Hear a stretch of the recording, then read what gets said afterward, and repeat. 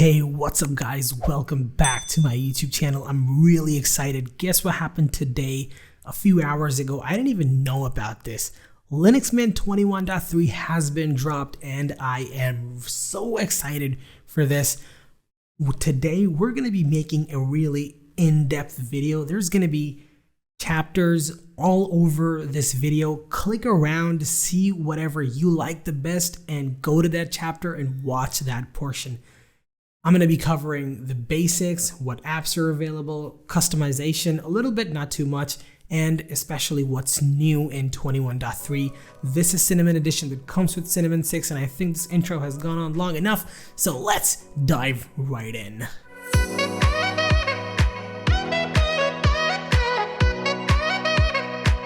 We are going to begin with the installation of Linux Mint, and let's see how it goes. So basically, we are greeted with this screen. You get English. Let's continue. Man, I have really great energy right now. It's currently 12:48 at night when I'm recording this, and I'm really excited to dive right in. So this is English US.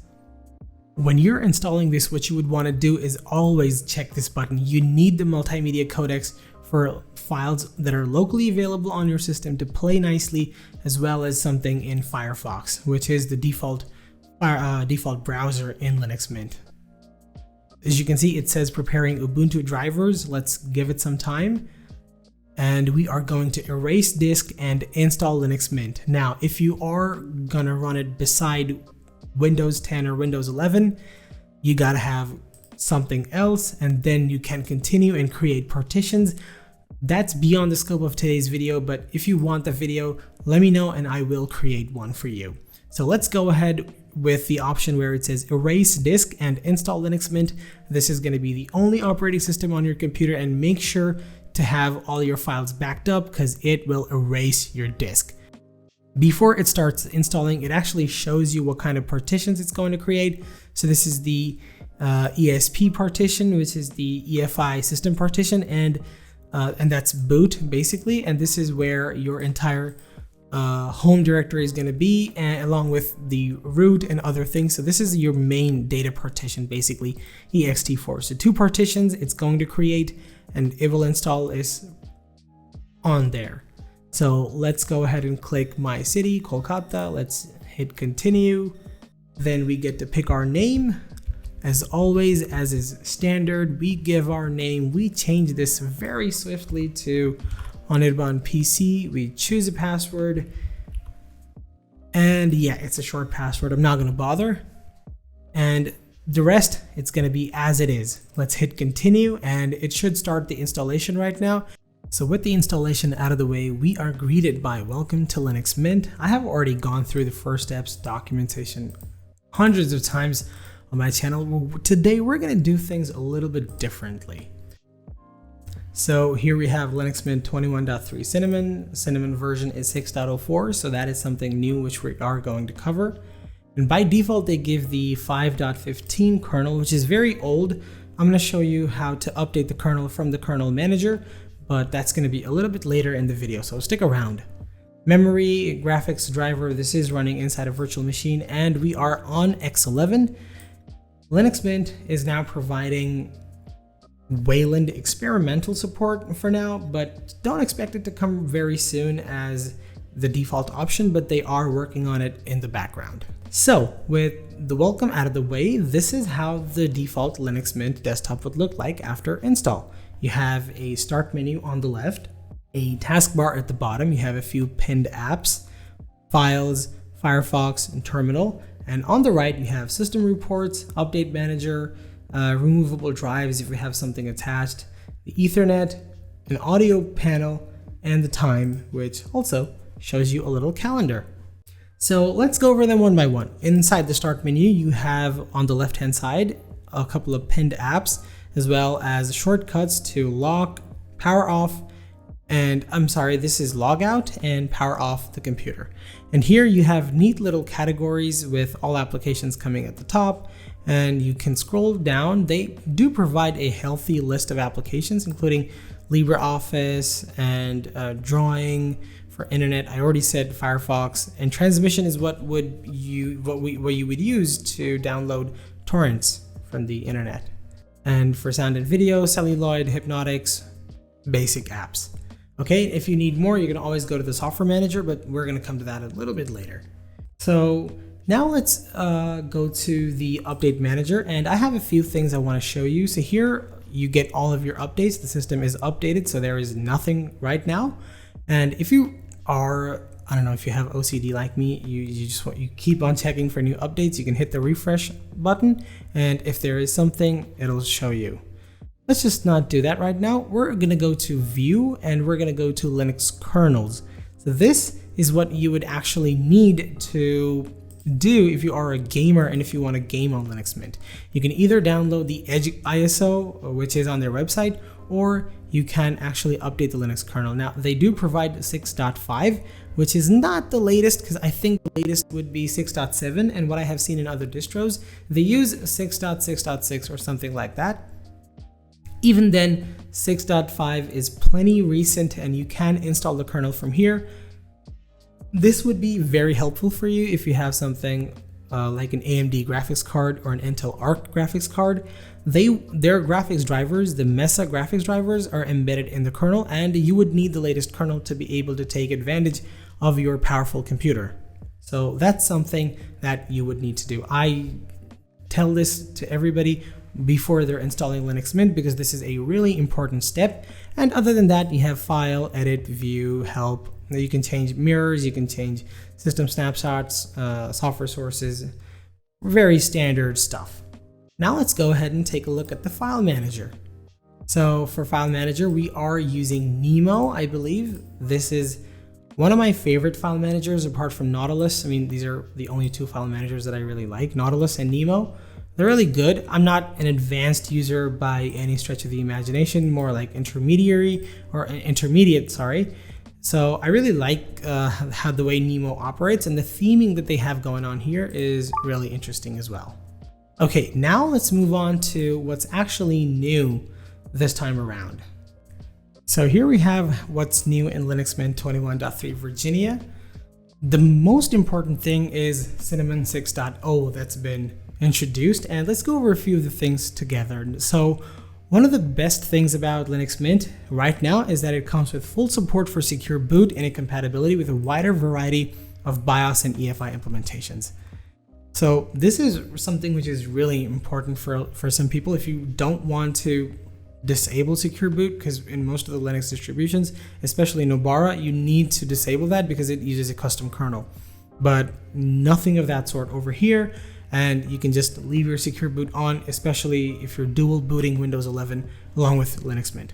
Hypnotics was added to Linux Mint. Hypnotics is one of my favorite apps. Now, every time I check out Linux Mint, for some reason or the other, Hypnotics just never seems to work my way. Let's just see where it is. DEFGH, and it should be here. Every time I open Hypnotics, I mean, I used to watch it earlier, like a year or two ago when I had it installed, and in the beta version, all of these would show up as 0, but now, interestingly, I do have all the channels. This makes me so happy. I loved watching this. There are so many channels, and let's just go to France. Let's see what we have. We have CB, Énergie, Public Sénat. A lot of things, man. Lots of channels. L'équipe, France Inter, one of my favorite channels actually. And since I am an Indian, let's go to India. Let's see what we have. I never thought that I would get something for India. NDTV, ABP News. Man, I can really let go of that cable subscription that I have going on. This is very interesting. Now, okay, this is very limited, I know. But if you're in a pinch and all you do is watch YouTube and you just open the TV for some channels, this is a good option. Okay, so some of the new things in free TV right now are that your favorite channels are always grouped together no matter what TV provider they initially come from. So like I said, France has some channels, India has channels, USA has some channels, And custom channels is another thing which is new this time around. So what you can do is create your own channel. So you basically open Hypnotics, you click on new channel, and any URL that you would want to stream, whether it's a live stream or not, you can just add it over here. And let's just open this image. Yeah, you can add it over here. You can put the name, URL, logo URL as well if you want to be fancy. Like we saw, we had different logos for NDTV, France Inter, etc., etc. This channel will be added to your favorites. And it also has updates for YTDLP. So what happened is under the hood, Hypnotics uses libmpv, which relies on YTDLP to stream YouTube channels. This is getting very technical, but if you feel comfortable, stick with me. Although the upstream YTDLP project is quick to react to YouTube's changes, when they break compatibility, the YTDLP system package isn't updated as often. So the YTDLP team is actually very quick to react to YouTube changes, but what happens is the system package inside of Linux Mint, which is a derivative of Debian or Ubuntu, whatever operating system you're based on, the system package doesn't get updated even though the actual YTDLP project has been updated. So what this does is it maintains its own repository for directly downloading and updating its own version of YTDLP instead of relying on the system to provide an update. So that way, if something breaks in YouTube within a few hours or something, whenever the developers release an update, you are able to resume watching TV. Cinnamon 6 is something which is new this time around, and it has a lot of people very excited. If you are excited, tell me in the comment section. So until now, Cinnamon supported only 4 types of spices, right? So they had applets, desklets, extensions, and themes. Applets are little programs which can be placed on your panels. So this is the panel, you can place applets here. And themes to look and feel of your Cinnamon desktop. You can change that. Now, Cinnamon 6 adds a new type of spices called actions, formerly also known as Nemo actions. They are add-ons for your file manager's context menu. I believe you do have actions over here, which is this one. Shouldn't be too hard to find. So we can see that this is actually different from applets. These are all separate: applets, desklets, extension, and themes. Let's close it. And as we can see, we have different actions. We have add desklets, change desktop background, create a new launcher, display settings, format, make bootable USB stick. This is really important. And if you are somebody who makes Linux videos, this is even more important. So right click an ISO file and look at the context menu. The make bootable USB stick action and verify menu items are Nemo actions, which are provided by the Mint stick package. So before we didn't have this, now the context menu will give you the option to verify and also make bootable archive, mount archive, bootable USB stick, mount archive. So you get the options over here. People coming into Linux world, especially people whose first impression is with Linux Mint, mine was with Ubuntu, as is a lot of people's, they are going to be very happy with how the system performs. Not only the performance, but also the things, the ease of life improvements that Linux Mint provides. The next most important thing is that Wayland work has started. So if I open this, it should show me that this is running Wayland instead of X11 somewhere around here. Yeah, so the display is Wayland, server is x.org, and it's running via xWayland. Like I said, it's not ready, and they do mention that it isn't ready. Wayland isn't expected to replace x.org anytime soon, not in 21.3, not in 22. So yeah, I don't want to log out right now, but if you did, you would see that it also has Wayland alongside X11. Now, it was added as a preview for people interested in Wayland, and also this is an easy way for them to test and give some feedback if they really wanted to. Another improvement is that in Warpinator, it is now possible to connect to another device manually, either by entering its IP address or on mobile by scanning a QR code. So you would basically open Warpinator in your Linux Mint computer, and you would take your phone and you would scan this, and it would automatically connect. Or you can enter the IP address. Warpinator is an amazing device, and it helps you to transfer files from your computer to your mobile or between two computers. And this is an amazing piece of software.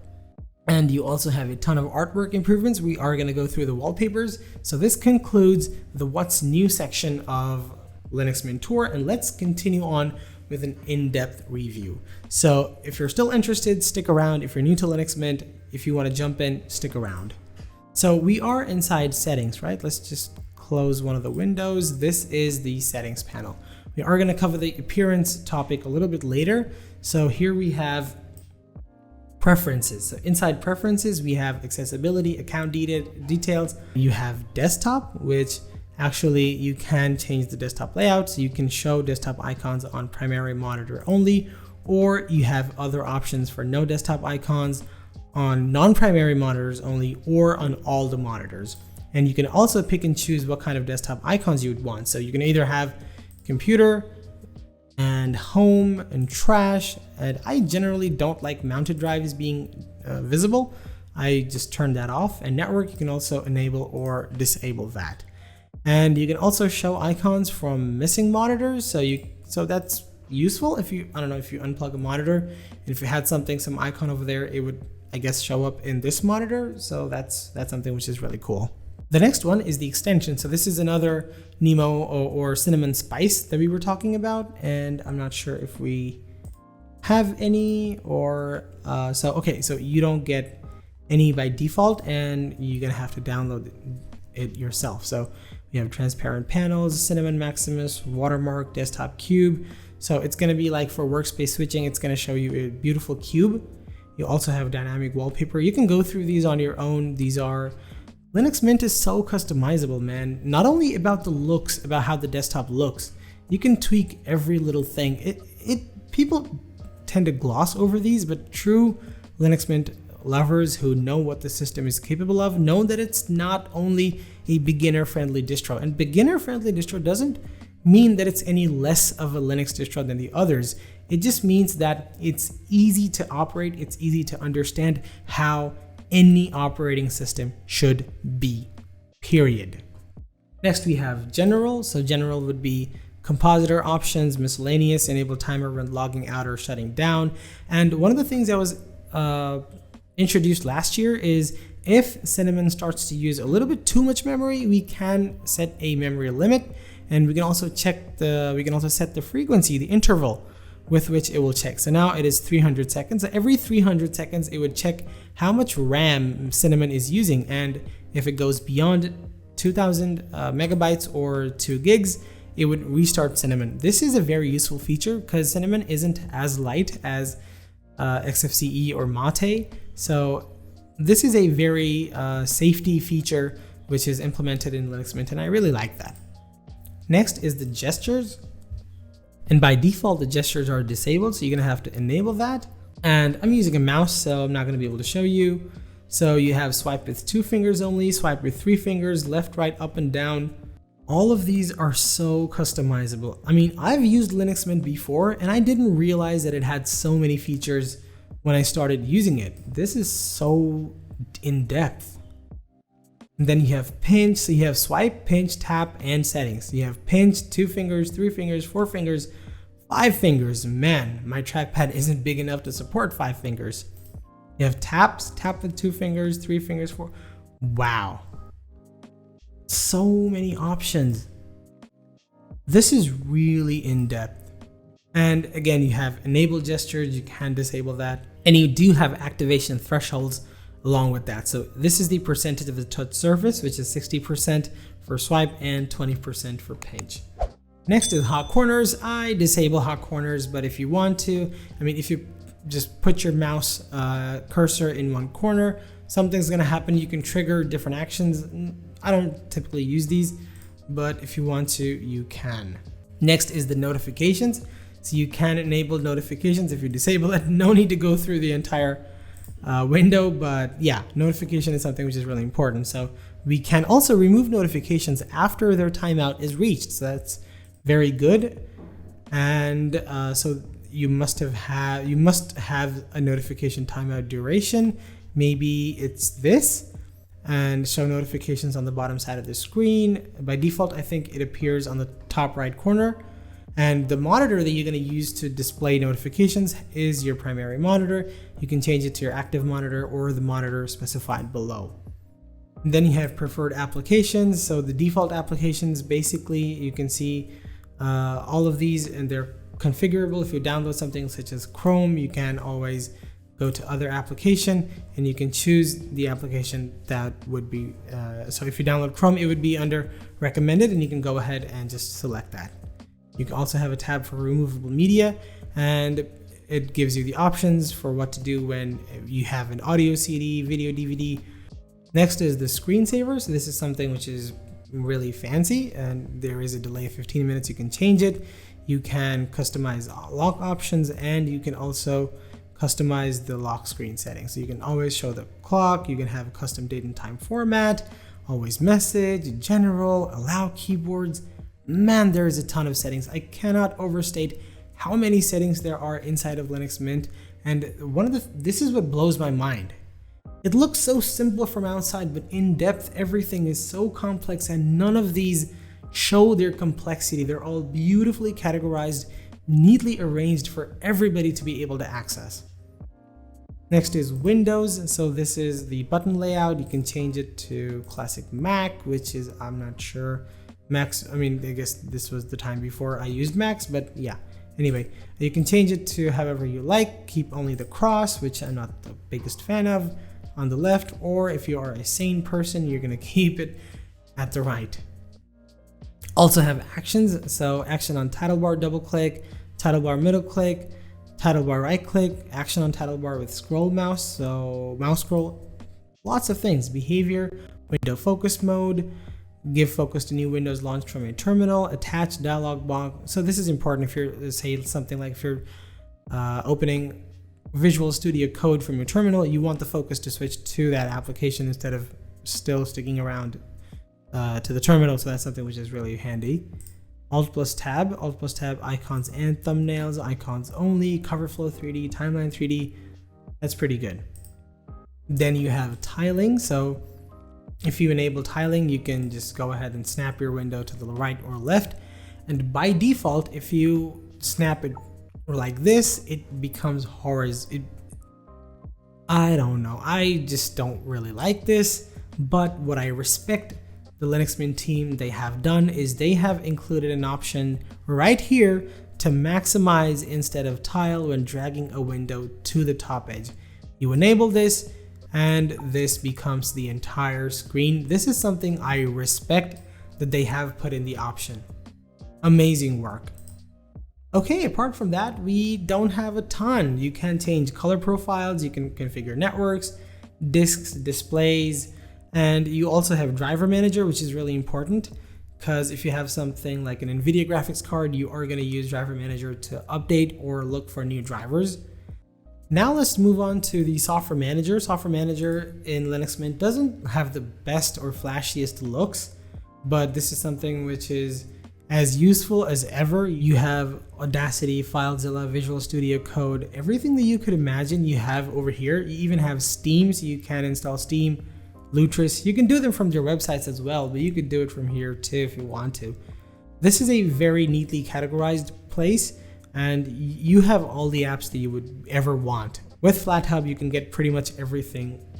Now let's talk about some of the basics of Linux Mint customization, starting with the Start menu. So if you right click over here, you can see Configure. Here you can open the panel or the menu. So inside panel, you can use a custom icon and label.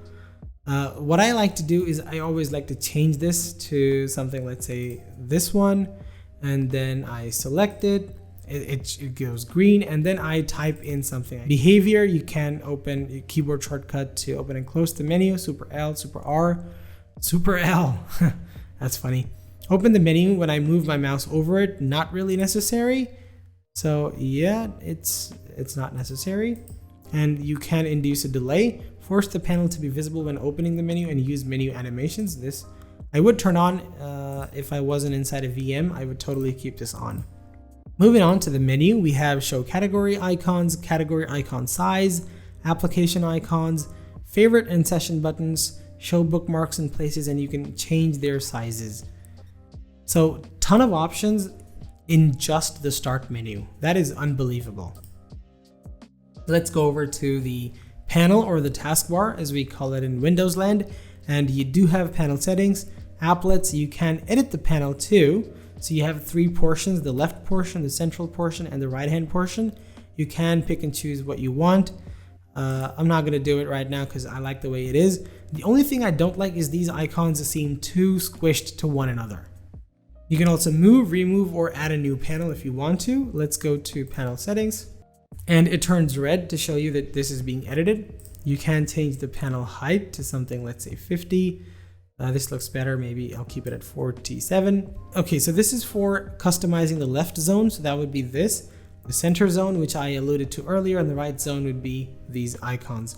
So you can customize each of them individually for their sizes. So for example, if these seem a little too small, you can increase their sizes. That's a little bit too much. Maybe 22 is perfect. And you can also have the pixel sizes.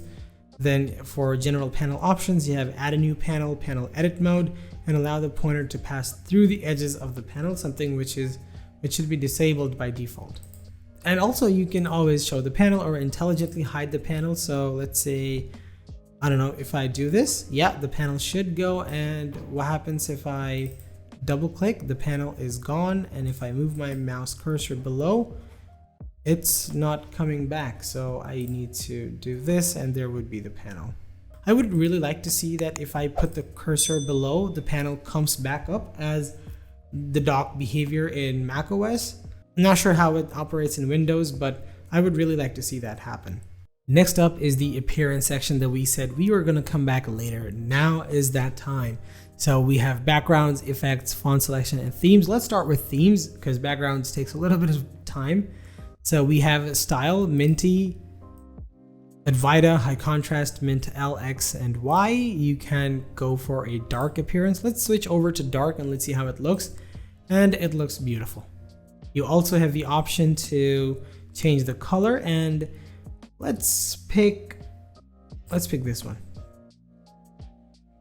Wow. See how the icons changed? Whoa, I really love this. I really love this color scheme.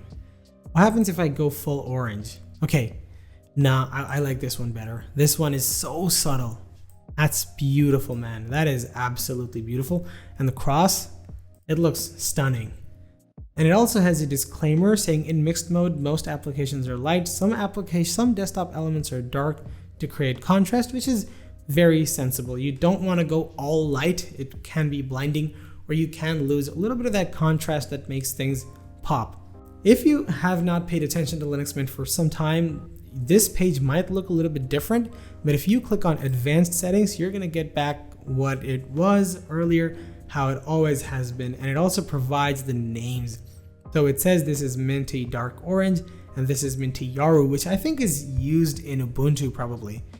And you also have Minty Dark Orange, but if you click these, you can change a whole host of styles. And I mean, this is advanced, so that's that. You can also add and remove settings, and you can also have dark mode be preferred dark mode, show icons in menus, show icons on buttons.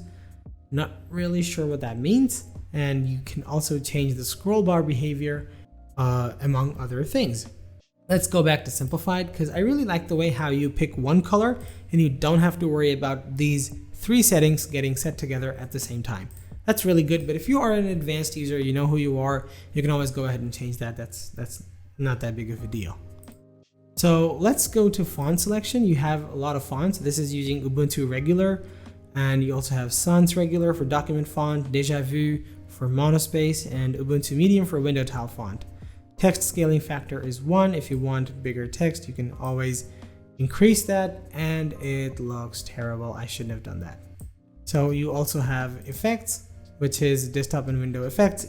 In a VM, it doesn't matter, but if you are on bare metal, which you will be, which you should be, you have effects on dialog boxes, effects on menus, session startup animation, fade effect on cinnamon scroll boxes, beautiful, and window effects. And new windows are unminimizing existing ones. You have traditional, fly, move. So tons of options. So let's see, minimizing windows. So this is what we can test. So none, no animation, just straight up. Okay, so unminimizing does have an animations, which is because of this. So if both are none, then it's just, yeah. Let's change it to fly. Let's see what happens with fly. So it flies down. Okay, it's more like a drop down instead of a fly down, but I'll take it. And you have move. So let's see. You don't have move, you have fade. Fade for minimizing, move for unminimizing. That's not really sure. Anyway, I'm running inside of VM, by the way, so the animations are not going to be exact. It's not going to be good by any stretch of the imagination, but if you're on bare metal, I encourage you to try these out for yourself and check what kind of features you like, and that's going to be it. You also have resizing and tiling windows, and you can change the window animation speed, which is something I really respect them for putting in here. Now let's move on to the favorite part of the video for me, the system settings part, where I talk about the wallpapers in a latest Linux Mint release. Now, I've always praised Linux Mint for their amazing selection of wallpapers, Bulgaria, Corsica. Look at any of these wallpapers. They are stunning. They are so beautiful. Motion. Wow, I really like the long exposure shot. It's really, really nice. Morocco. Wow, beautiful sunset. I'm not even kidding, man. As an operating system with which is going to create a first impression on a young mind, Linux Mint is going to be amazing. Okay, guys, I talked about Pop! OS last day, a few days ago, and I said I would really like to see Pop! OS give better options for wallpapers, and a lot of you commented saying that you can always download wallpapers from other sites. That's okay, that's beside the point. The entire point is an operating system coming with beautiful wallpapers out of the box, which is necessary. It may seem trivial, but it is necessary to a kid in 4th grade, 5th grade, 6th grade, 7th grade for first impression. It's really important. And I'm saying this because I was influenced. I loved the wallpapers on Ubuntu when it dropped. I loved the universal menu bar. I loved the buttons being on the left-hand side. It was so different from Windows. I didn't even know such a world existed outside of Windows. And I was very easily influenced. It was amazing. And another thing which I really like to change is I like to customize, because I don't really like the icons. I feel like they're jutting out too much from the left. So I tend to do this. So I'm just gonna leave it there, but you can play around. You can always reset the grid, which, I mean, if you messed it up too bad, you can always reset it, right? And with that, we come to the end of this video, guys. Thank you so much for watching. I know most of you are not sticking around to the end of this video to find out what I'm saying right now, but if you have stuck around this far, please mention it down in the comments. I'd love to know who you guys are. And thank you for being such a good audience, and I'll catch you the next time. Peace.